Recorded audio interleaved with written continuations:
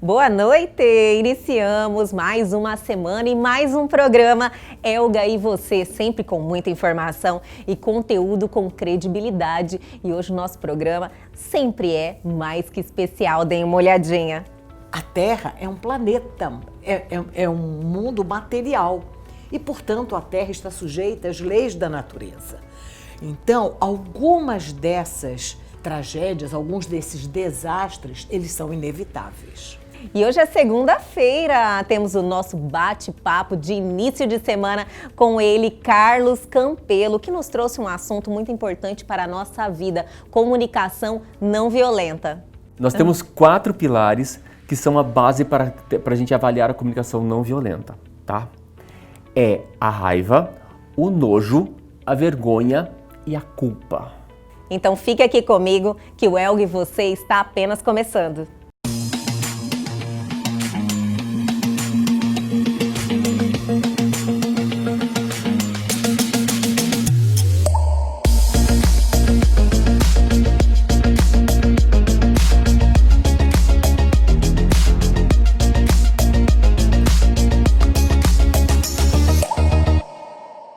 E agora, o Elga e Você vai trazer um momento especial, porque estamos recebendo pessoas especiais, o casal Cristina Piloni e Pedro Piloni. Primeiro, quero agradecer vocês por terem aceitado o convite e estar aqui com a gente hoje. Prazer grande. Nós é que agradecemos totalmente. Nós vamos falar sobre o momento atual que estamos vivendo, pandemia, na visão do espiritismo, Cristina. Vamos fazer uma introdução, mas depois eu quero também saber a história de vocês, do casal, eu e todos os telespectadores, que eu sei que vocês têm uma história fantástica também. Verdade. Quer começar, Pedro? Bem, estar hoje imbuído das lentes que o Espiritismo nos oferece é ter a possibilidade de desvendar esse momento na sua beleza e em toda a pujança que ele tem para nos impulsionar para uma vida melhor, não é? Então, estas percepções que nós temos a partir de uma compreensão espírita é fantástico e muito estimulante para nós. Bom, se você me pergunta qual é a visão do espiritismo a respeito dessa pandemia, né, a Covid-19, o que a gente tem a dizer que esses fatos, nessas grandes tragédias, esses desastres naturais, como, por exemplo, tsunami, enchentes, terremotos, maremotos, ciclones e também epidemias e pandemias, são ocorrências naturais. Por quê? A Terra é um planeta, é um mundo material e, portanto, a Terra está sujeita às leis da natureza. Então, algumas dessas tragédias, alguns desses desastres, eles são inevitáveis. Sim. Outros não. Outros resultam da imprevidência do homem, da sua imprudência, não é? Do seu descaso. Até, vejam, muitas coisas hoje que nós estamos sofrendo são decorrentes da forma como o homem utiliza os recursos naturais. Usando um termo que os ambientalistas aproveitam, eles chamam de ecocídio. Isso está acontecendo. Sim, então, uma realidade, né, são fatos terríveis, tragédias planetárias, globais, mas são de única e exclusiva responsabilidade do homem. Outras, elas poderiam ser evitadas ou minimizadas pelo homem. Vejamos o caso do coronavírus, que é uma coisa que ainda está sendo estudada. Nós não temos ainda uma avaliação completa científica dos efeitos e das causas da Covid-19. Mas a gente já está percebendo que, dependendo da conduta das pessoas e dos governos, essa pandemia ela está avançando mais rapidamente ou está tendo consequências mais graves. Então, a visão espírita ela nos mostra que esse tipo de coisa não é castigo de Deus. Deus não castiga ninguém. Deus criou leis sábias que são perfeitas e imutáveis. E nós temos que viver de acordo com essas leis. E a Terra, como ainda é um mundo de provas e expiações, ou seja, um mundo onde o mal predomina sobre o bem, ele está sujeito a esse tipo de ocorrência. Mas veja, se a providência divina permite uma ocorrência como essa, uma tragédia global como essa, não é para castigar o homem. É mais como um desafio, um estímulo, porque nós precisamos crescer. Então, vejam, muitas das vezes nós vamos nos acomodando às lições que nós temos a respeito do cristianismo, de todas as religiões, da importância de sermos solidários, da realidade de que somos todos iguais, não são cumpridas na íntegra. Nós vamos levando isso na brincadeira.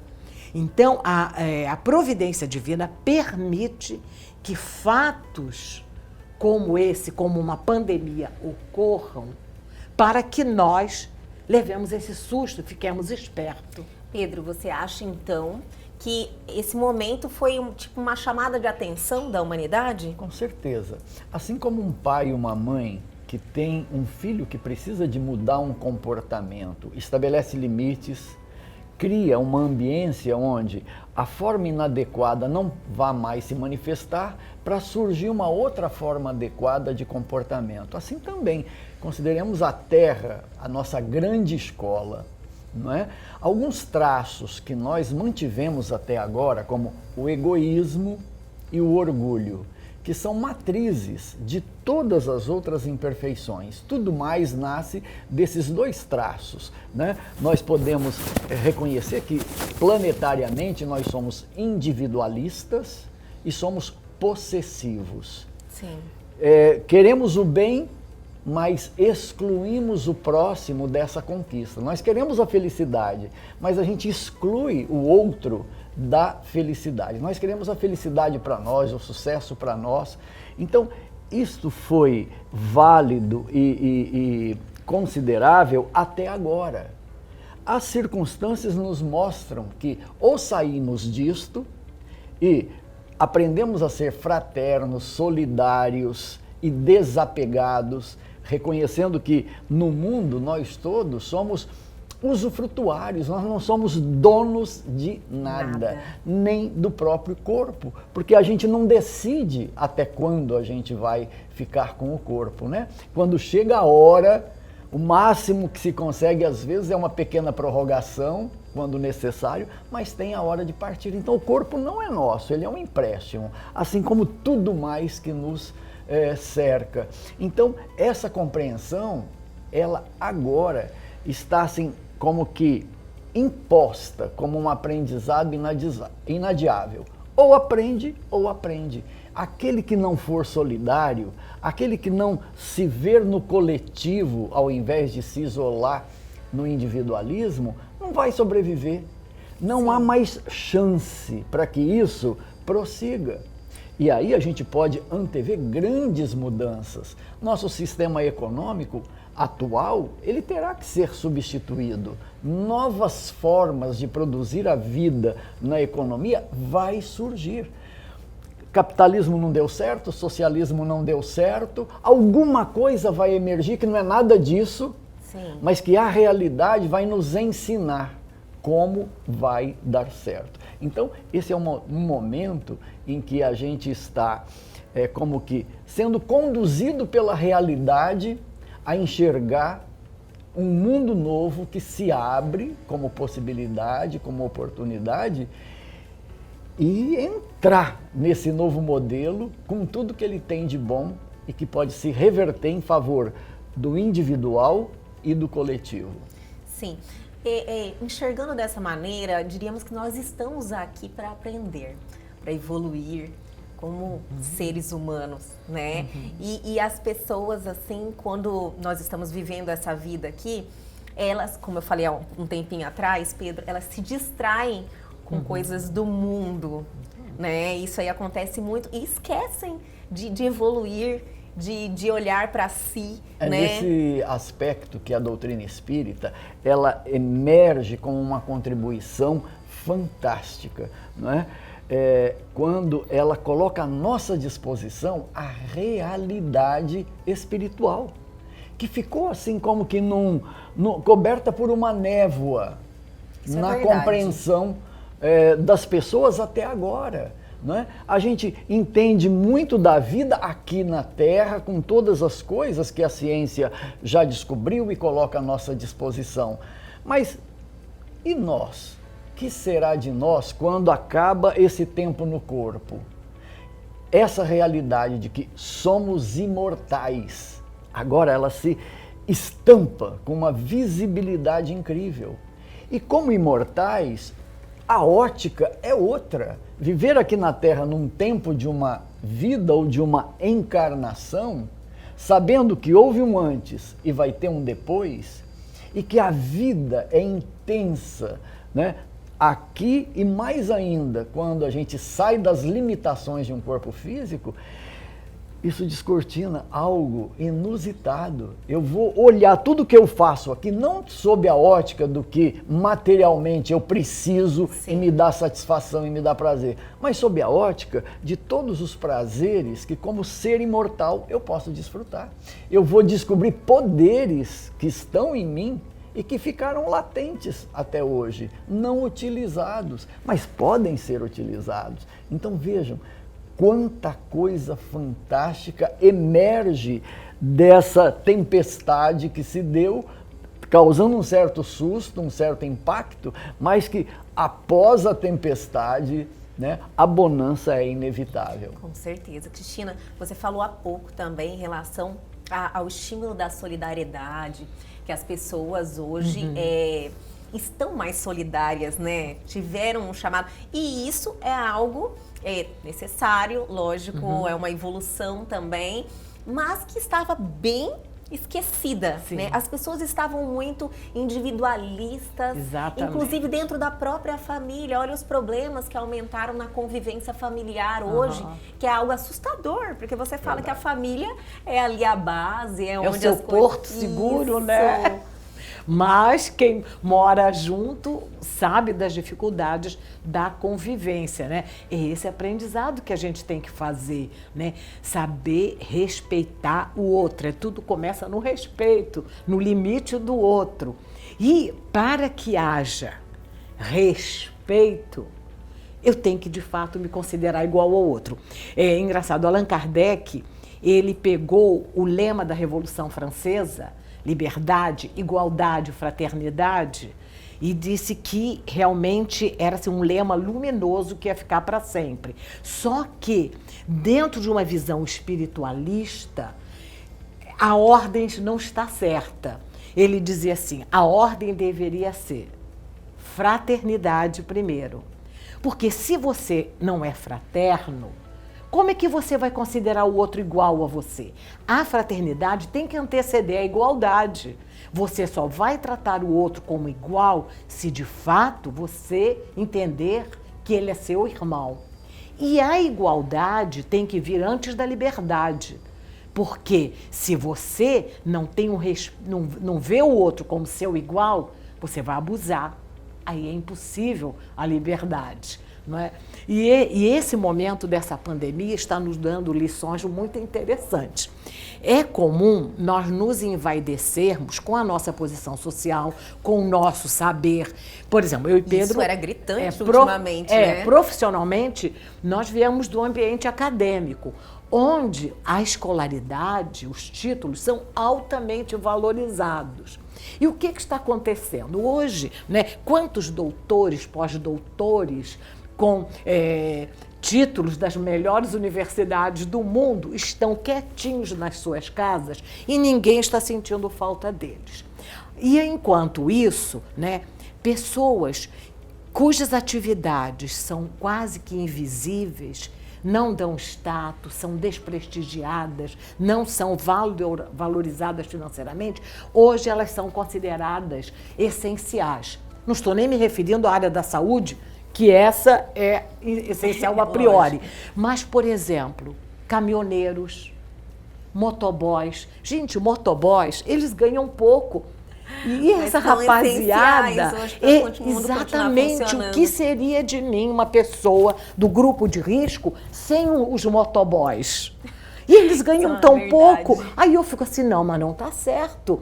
Essas pessoas tinham que ganhar Estão mais. fazendo o mundo continuar E funcionando. não é as pessoas que estão fazendo os bens de consumo chegarem até nós.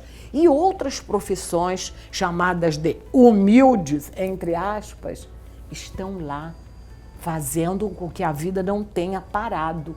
E outras que eram assim, com top de linha, né, como a garotada hoje costuma chamar, estão trancados dentro de casa, não são assim, não são considerados essenciais nesse momento. Isso é uma lição de humildade, né, para todos nós que às vezes assim nos envaidecemos tanto com os nossos títulos universitários. A Né? pandemia veio para trazer assim um equilíbrio, pode-se dizer, ou uma mudança de valores? Mas eu queria conversar um pouquinho sobre isso com vocês, mas vamos aguardar um pouquinho a resposta, que eu vou chamar um intervalo e a gente já volta, mas fique aqui comigo.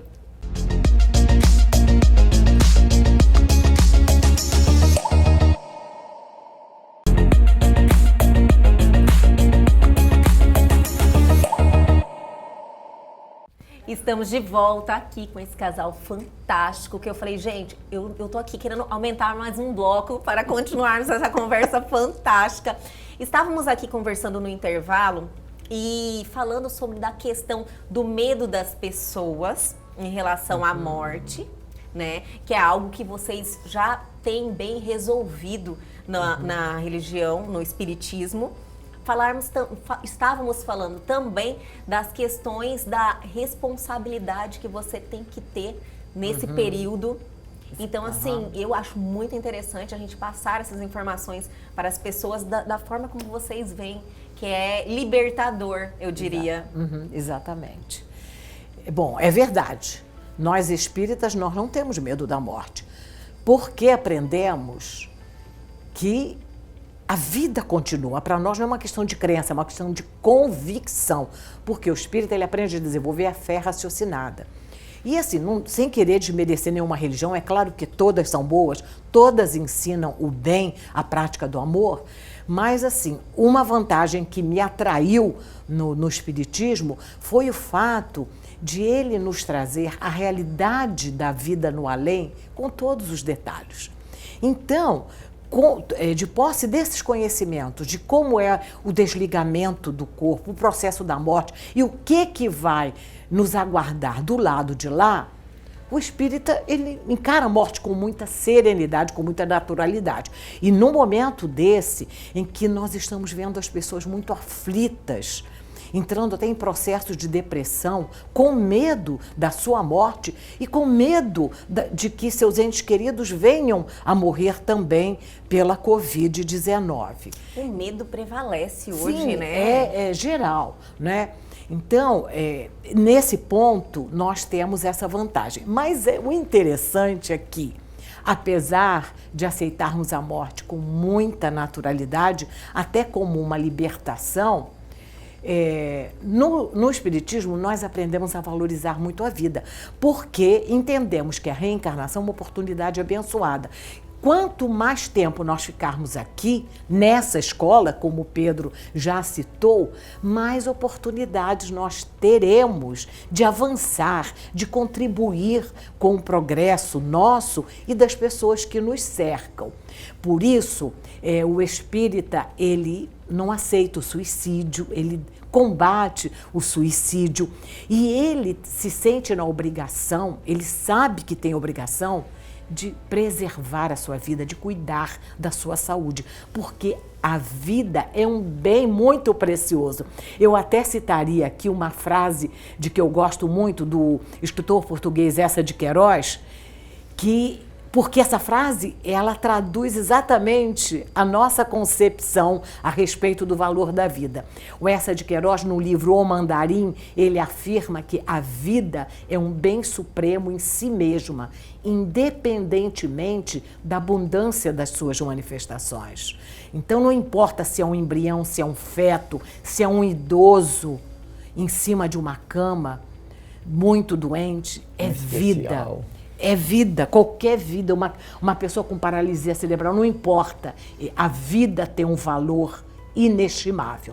Então, por isso, nós temos que cuidar da saúde. Nesse sentido, as orientações que nós temos recebido dos espíritos é que a pessoa que, estando devidamente informada a respeito dos riscos de contágio do coronavírus, e olha, minha gente, que ninguém pode alegar desinformação, porque os meios de comunicação estão fazendo um trabalho maravilhoso, exaustivamente orientando a população quanto aos perigos, quanto aos cuidados que devem ser tomados. Então, ninguém vai poder alegar ignorância. Ora, uma pessoa que, sabendo dos riscos, se expõe e venha a adquirir a doença e venha a desencarnar, ela chegará no plano espiritual na condição de um suicida indireto. Porque você sabe de um perigo e não se cuida, é a mesma coisa que dirigir embriagado, atravessar a rua movimentada sem olhar para os lados, é a mesma coisa. No mesmo sentido, aquela pessoa descuidada, imprudente, que desconsidera o seu próximo e que venha a levar o contágio a terceiros, e essas pessoas que se contaminaram por culpa sua desencarnarem, essa criatura chegará ao plano espiritual como um homicida indireto. Não é brincadeira, a coisa é muito séria. Como é que você vê essa questão da responsabilidade das pessoas em relação a esse momento? Nós deveríamos aproveitar o que de melhor esse momento tem a nos oferecer.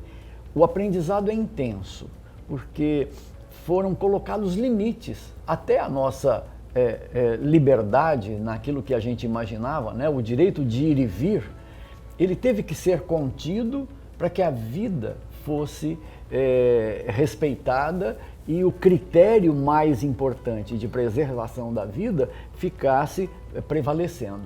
Então, valer-nos deste momento para amadurecer, né, para incorporar uma compreensão que antes nós não tínhamos, é a oportunidade. E nós podemos, com essa oportunidade do próprio isolamento social, fazer algo que a gente se negou a fazer até agora. Tão distraídos, como você disse, aos interesses, aos chamativos e aos apelos que a vida material oferece para nós. Nós somos distraídos. Nós descuidamos de nós mesmos. Né? Nós somos desconhecidos por nós mesmos. Nós estamos mais preocupados em ter do que ser. Justamente. Seria isso? E este ser agora está em pauta, ele está na prioridade, está no topo da pirâmide que a gente precisa pôr atenção. E olha, nós vamos descobrir que não podemos desperdiçar a chance de descobrir um tesouro.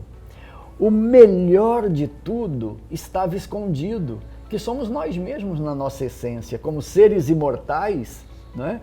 Nós temos muita coisa que podemos desfrutar e não desfrutamos.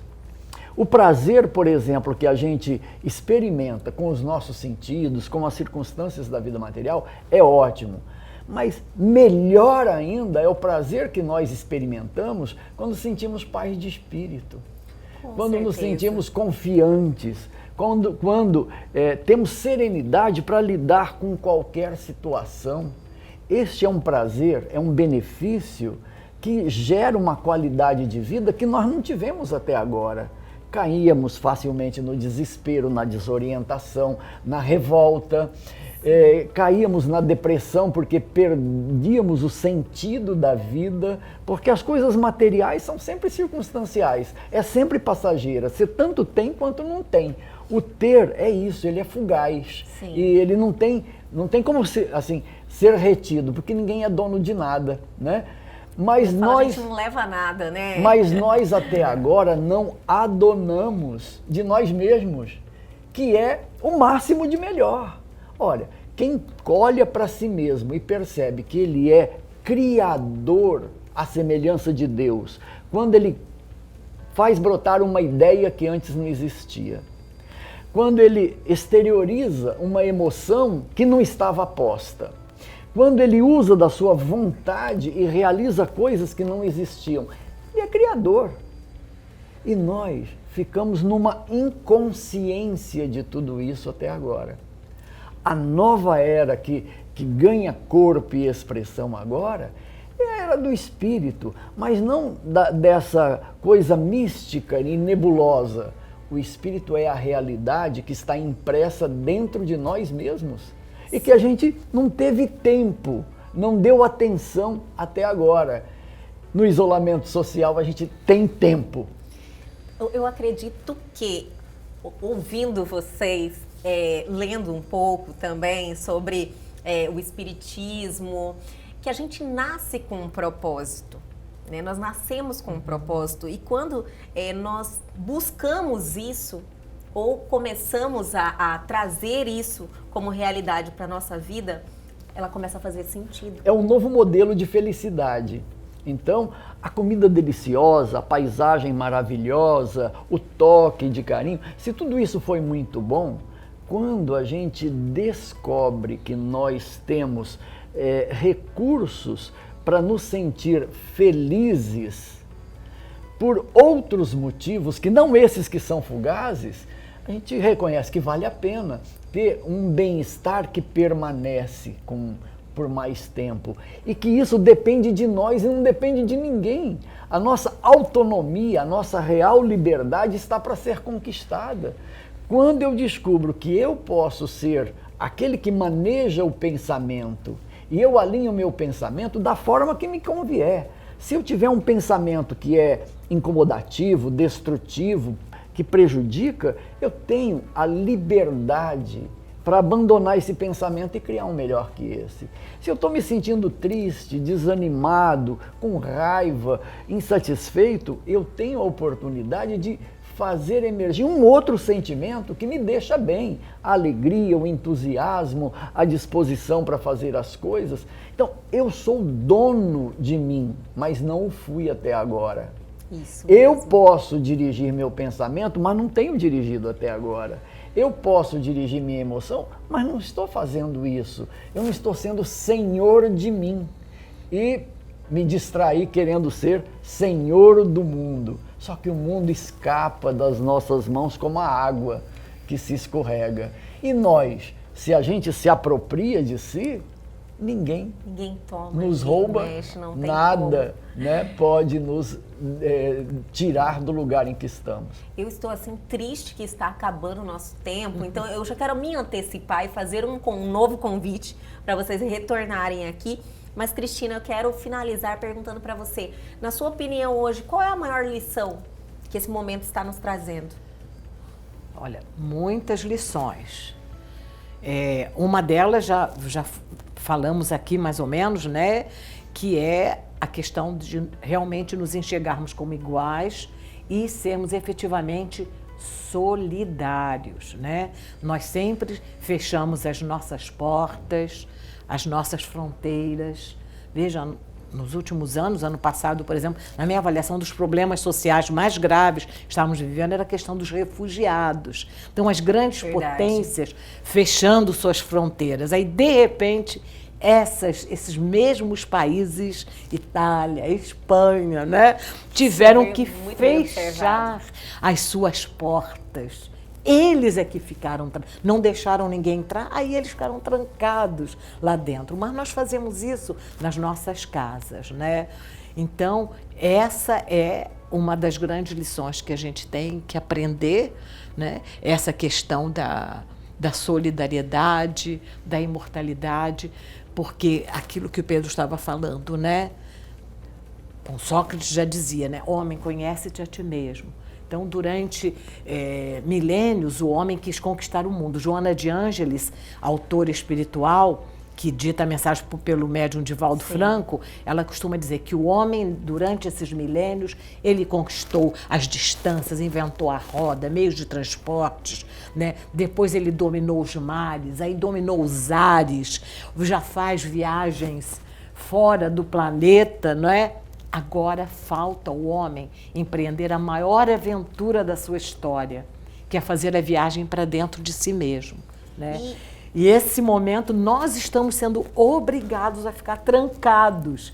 É uma oportunidade, sim, de nós trabalharmos o nosso autoconhecimento. E veja que interessante, nos tempos das grandes navegações, que foi uma aventura, uma das maiores aventuras da humanidade, uma das profissões mais valorizadas era do cartógrafo. Porque ele desenhava, um bom cartógrafo era pago a peso de ouro pelos reis de Espanha, Portugal, da Inglaterra, que eram os que estavam dominando as grandes navegações. Hoje, uma das profissões mais requisitadas é a dos psicólogos.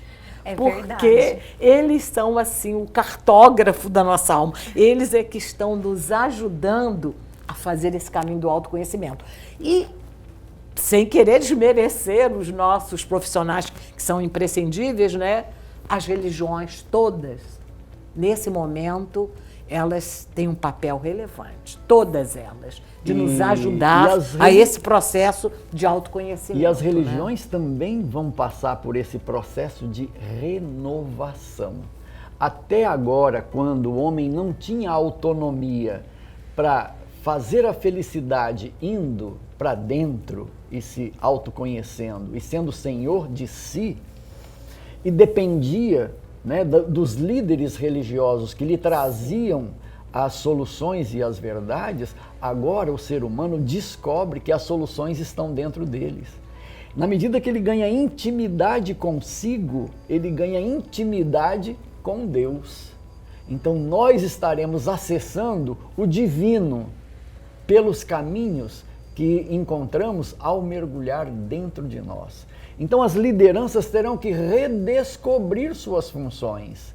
Eles não serão mais aqueles que conduzem cegos, né? Eles deverão conviver com pessoas lúcidas, que sabem o que querem e que podem ser ajudadas, né, com aqueles que com uma certa sabedoria fornecem o mapa para cada um se assenhorear do seu próprio destino e ser autor da própria história. Isso é fantástico. E eu acredito muito que esse caminho já está virando uma realidade, ele está em curso, está algo assim bem real para nós agora.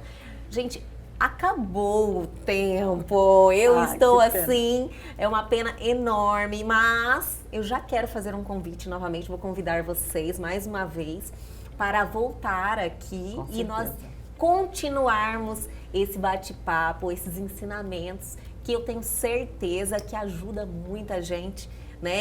Ainda mais nesse momento. E foi assim maravilhoso receber vocês aqui. E ainda nem contamos a história de vocês, né? Que vai ficar para a próxima. Mas isso aí. eu quero saber muito em detalhes e quero que todo mundo compartilhe. É bom ter um gostinho de quero mais, né? Ficou. Nós também ficamos assim. Foi um Muito prazer obrigada. recebê-los, viu? De verdade. Nossa, também. E já vamos marcar a volta. Ótimo. Muito obrigado, obrigada. Elga.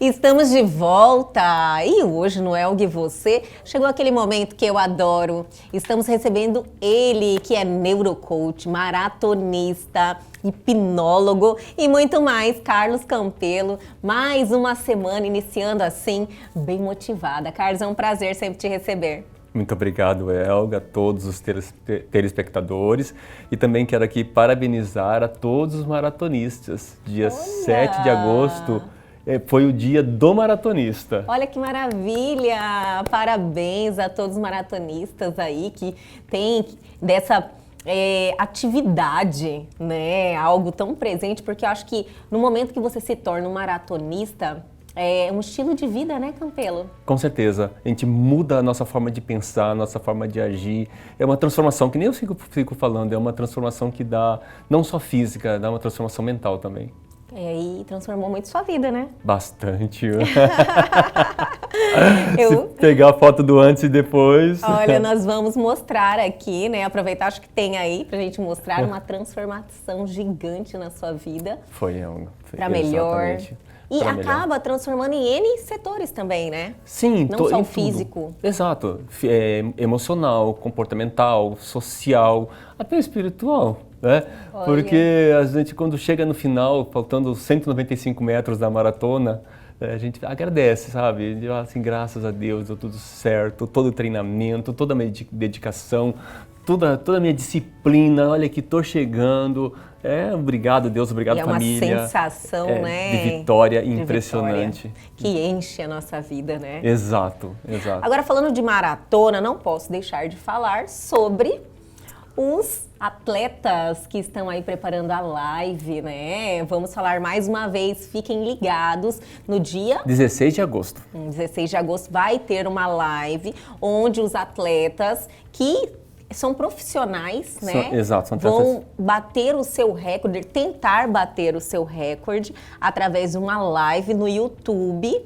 E nós vamos aí acompanhar e contribuir, né, Campelo? Exatamente. Nós estamos fazendo uma vaquinha. Diga-se de passagem, Elga, a vaquinha já está ocorrendo, porque algumas pessoas falaram assim, vou deixar para o dia 16. Não, a gente já está levantando os recursos, porque eles estão sem provas e eles dependem das premiações das provas para manter a sua subsistência.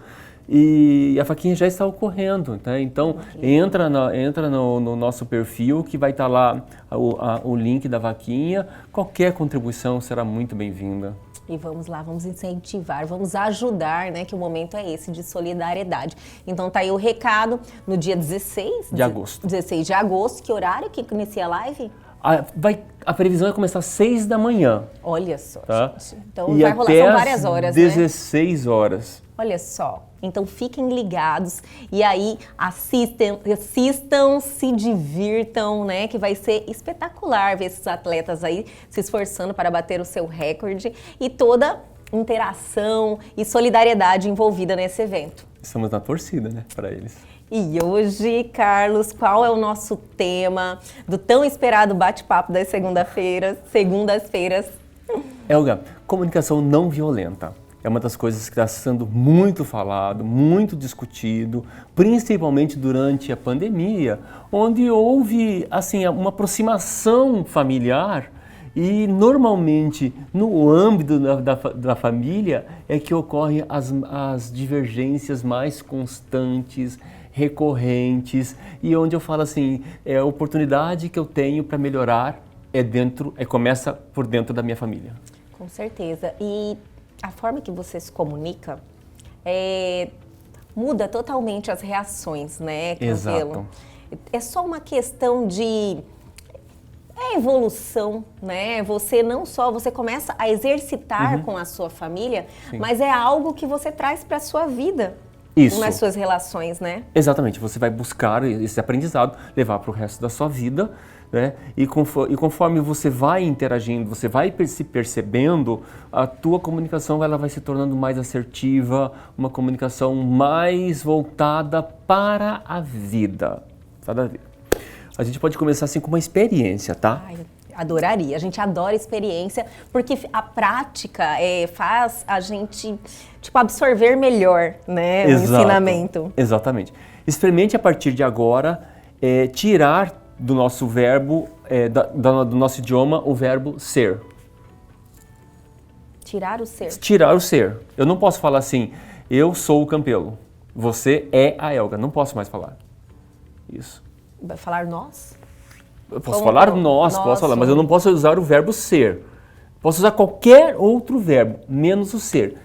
Pensa numa dificuldade que a gente pode ter no início. Por exemplo, se eu for falar assim, aquela pessoa é irritante. Eu não posso falar, porque eu estou usando ser. Como seria? Como que eu posso falar que aquela pessoa é irritante sem falar o ser? O que eu posso falar é da seguinte forma. O comportamento daquela pessoa... Ela está irritante? Ela está? Não. Também não? O comportamento daquela pessoa, ele vai de encontro a uma necessidade que eu tenho. Falou a mesma coisa, né? Mas não foi agressivo. Não foi agressivo. O verbo ser, infelizmente, eu posso usar para o bem também como eu posso usar para julgamento. Então, uma das coisas que nós podemos começar a fazer para uma comunicação não violenta é evitar o julgamento. Né? E passando por esse princípio de evitar o julgamento, dentro da comunicação não violenta, eu posso abranger N canais.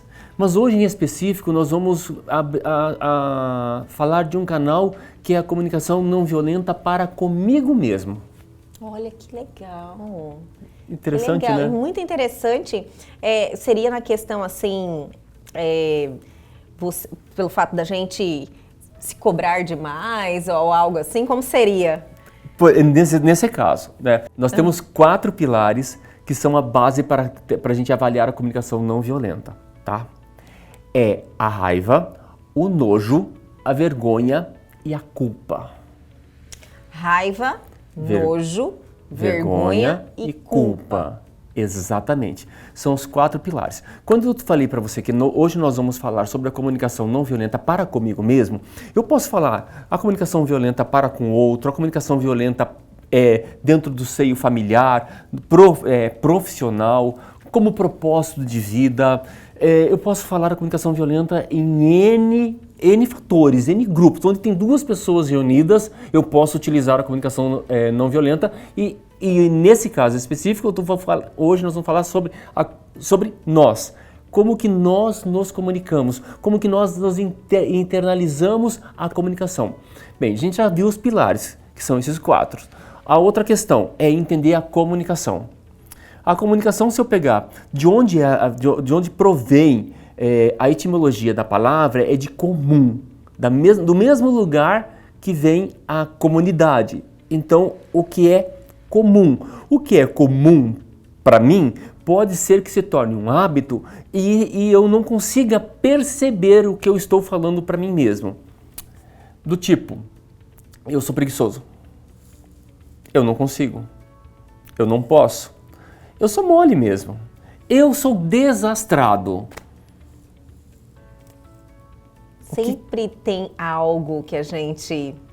eu tenho algumas, acabei de perceber aqui, eu tenho algumas desse tipo de comunicação comigo mesmo. Uhum. E a gente acaba, algumas vezes, não percebendo esse tipo de comunicação, né? E é uma comunicação muito violenta contra mim. É. Sim. E isso aí, o fato da gente se colocar, por exemplo, a falar, nossa, eu sou louca, seria? Perfeito, perfeito, exatamente. Você está reforçando. O que vai acontecer com o corpo da gente, com o pensamento, com o sentimento, quando eu falo, por exemplo, eu sou louco ou eu sou desastrado? Eu vou provar para mim mesmo que eu sou louco, fazer alguma loucura, ou que eu sou desastrado. Eu vou bater em alguma coisa e vou quebrar. Eu estou me retroalimentando. Isso reforça. Reforço. E o que eu tenho? Bem, já viu que comunicação, o que é comum, que se torna um hábito, e no caso, como a gente está falando, eu estou falando para mim mesmo. Já se tornou uma rotina eu tomar uma comunicação violenta comigo sem perceber, né? Então vamos agora pegar os nossos 4 pilares. Vamos pegar o da raiva. A raiva é legal, né? Se eu for falar assim, de uma maneira não violenta, coisa parecida, eu vou falar, não, a raiva não é legal. Mas a raiva nos protege. A raiva nos mostra, a raiva nos move. Sim. A raiva nos faz tomar uma atitude. Né? O que eu tenho que entender para a raiva não ser uma coisa agressiva? É entender, por qual motivo eu estou com raiva? Qual que é a necessidade que eu tenho para eu sentir raiva? Por exemplo, a gente estudando, tem um exemplo que fala da seguinte forma. Um preso, tá? Ele foi participar de uma palestra de comunicação não violenta. Lá ele escutou falar sobre o pilar raiva e procurou saber, e procurou entender o que o palestrante estava falando com a necessidade dele, né? Porque ele estava se sentindo, ele estava com muita raiva da organização lá onde ele estava preso, porque não colocaram ele num curso que ele queria. E ele estava com raiva da pessoa porque a pessoa não colocou no curso que ele queria. E o que ele fez? Ele foi e brigou com a pessoa. O que a pessoa fez foi e não deu mais chance para ele entrar no curso. Né? Entendi. Nesta palestra que ele estava escutando sobre comunicação não violenta, que falou de raiva, ele foi questionar o palestrante. Marshall, o nome do palestrante, né? Que é um dos pais que fala da comunicação não violenta. Ele foi conversar com o palestrante, fala assim, mas ele não me deu a oportunidade, ele não fez o que eu queria. Aí o palestrante perguntava para ele, mas qual que era a sua necessidade? Minha necessidade era fazer o curso e ele não me deu essa oportunidade, eu estou com raiva dele porque ele não me deu essa oportunidade. Não, qual que era a sua necessidade? E ele não conseguia entender qual que era a necessidade dele com ele fazer o curso. Né? Ele estava colocando o foco na consequência e não na recompensa que ele ia ter. Com o curso, ele ia desenvolver uma habilidade, porque ele estava pensando que ele já ia sair do presídio e com essa habilidade ele ia poder trabalhar e ter a sua subsistência. Mas Sim.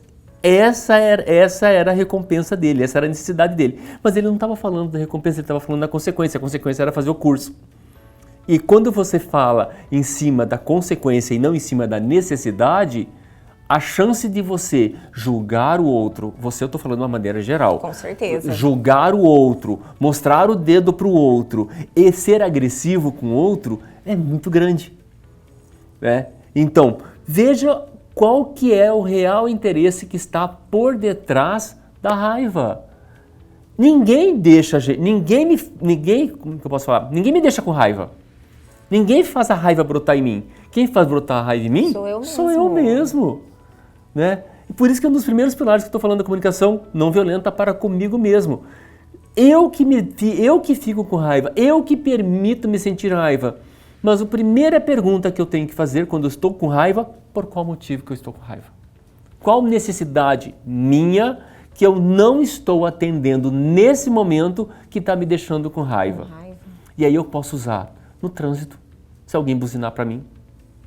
Por que eu fiquei com raiva? Por que eu xinguei? Por que eu saí atrás da pessoa? Por qual motivo? Qual a necessidade que eu tenho?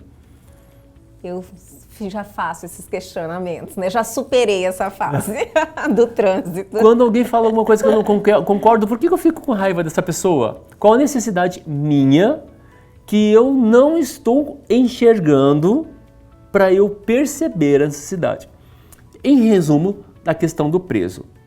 O Marshall falou para ele, se você fosse conversar com o responsável pela organização do curso e contar da sua necessidade, como que seria a reação dele? Experimenta falando para mim.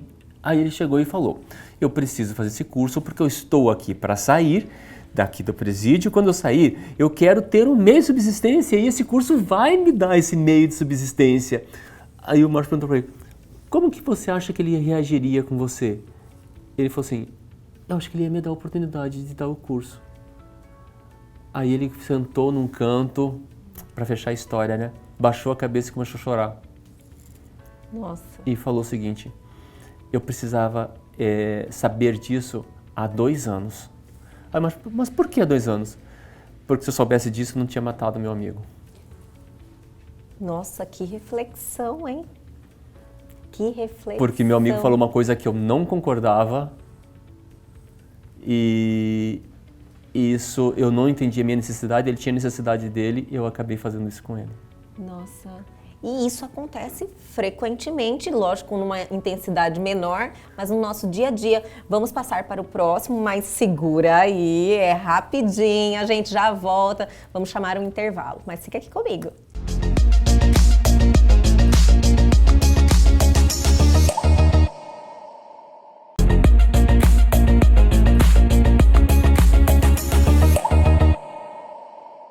Voltamos aqui com o nosso bate-papo com ele, Carlos Campelo, que eu fiquei chocada.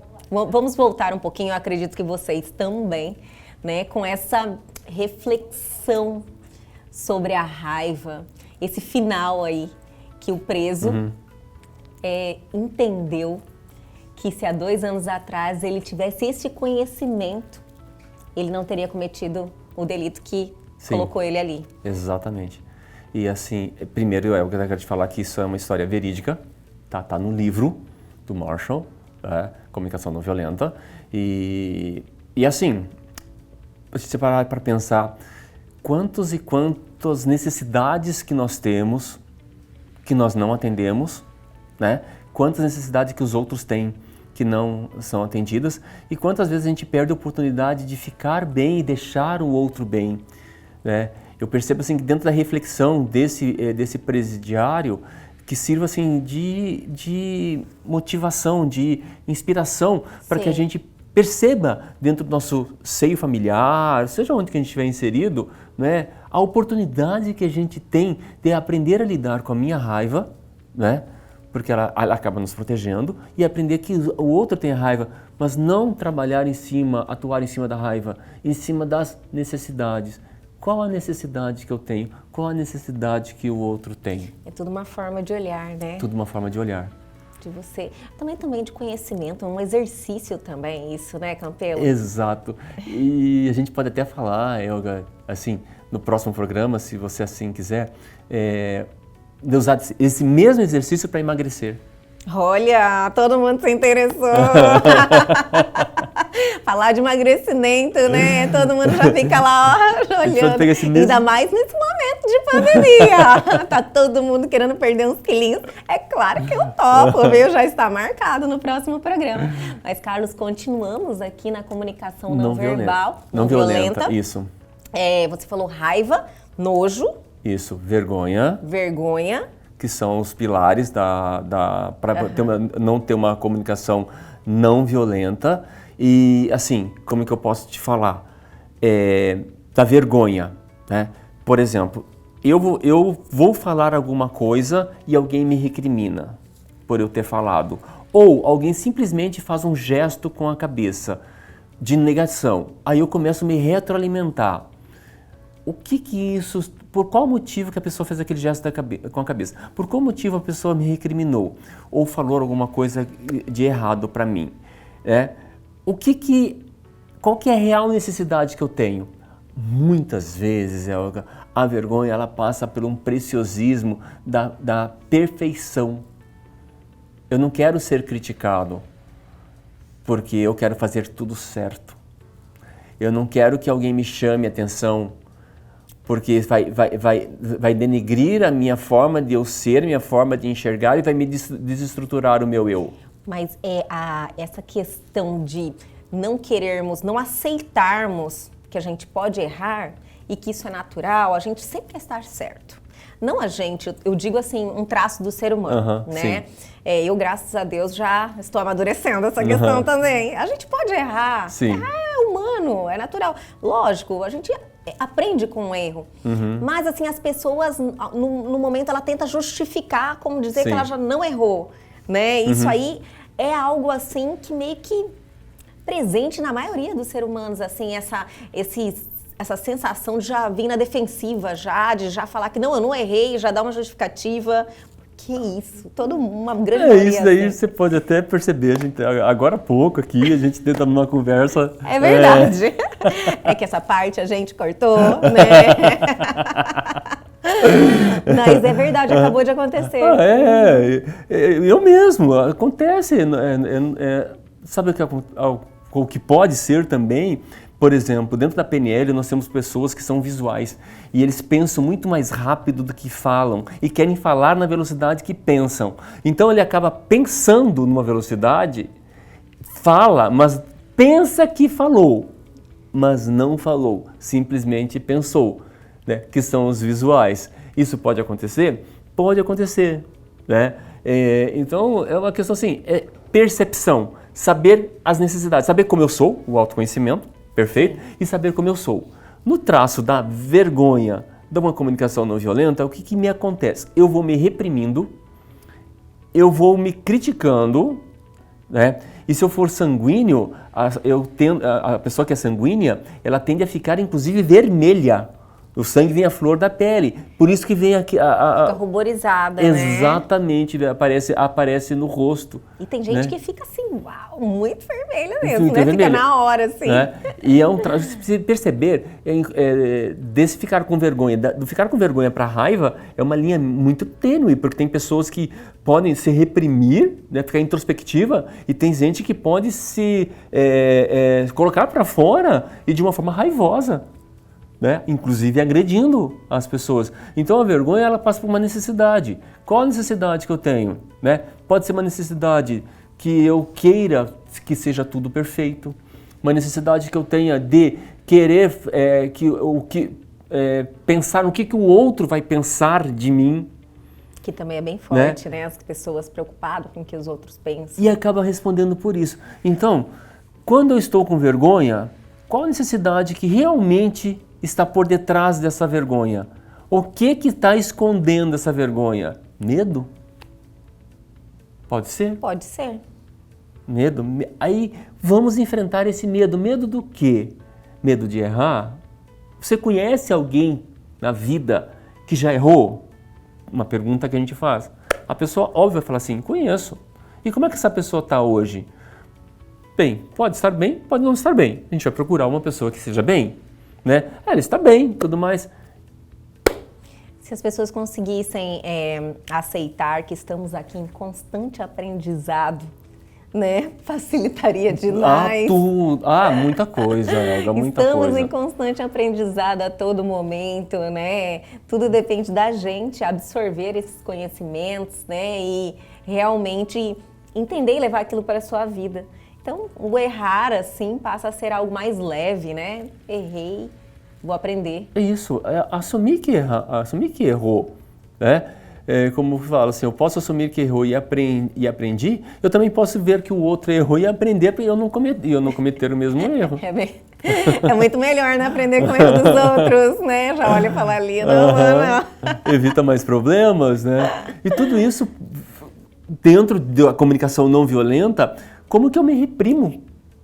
Muitas vezes por me sentir vergonha, por não entender qual que é a minha real necessidade em relação àquilo ali.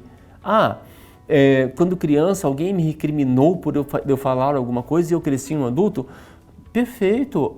Hoje eu respondo pelos meus atos. Aconteceu? Aconteceu. Vou ficar assim? Não. Vou me reprimir novamente? Não. Eu acho que o mais triste é eu trazer essa repressão que eu tive quando criança, eu trazer para a vida adulta aqui agora, e eu não me permitir fazer alguma coisa com medo de errar, com medo do que os outros vão pensar. Né? Olha o quanto que eu estou me violentando, quanto que eu estou deixando de ser eu, quanto que eu estou deixando de doar alguma coisa que eu sei, né, por medo de errar ou por medo que os outros vão pensar. E se os outros pensarem bem? Né? É uma possibilidade. Aquela história de ver o copo meio cheio e o copo meio vazio. Opa, se está meio cheio, meio vazio, vamos olhar o copo, a parte cheia. Com certeza. Né? Sermos otimistas, né? Exatamente. Otimistas com a vida, isso aí muda muita coisa à nossa volta. E a gente está precisando bastante de otimismo nesse período. Muito. Eu incentivo sempre, né? Incentivo sempre o otimismo, propagar coisas boas, a gente ter mais amor com as pessoas, falar de uma maneira mais carinhosa. O mundo está precisando disso e a gente tem que reforçar isso sempre. Por isso que eu achei pertinente demais o assunto de comunicação não violenta. Violenta tá certo. Isso. E nesse olhar para si próprio, eu achei mais interessante ainda. Porque o relacionamento começa ali com a gente, né? Isso. E a partir daí, eu me sentindo bem, falando comigo mesmo, a partir desse momento eu aprendo como que eu consigo ficar bem falando com o outro. Sim. Porque eu vou entender que o outro também tem as necessidades dele quando eu começar a me questionar as minhas necessidades.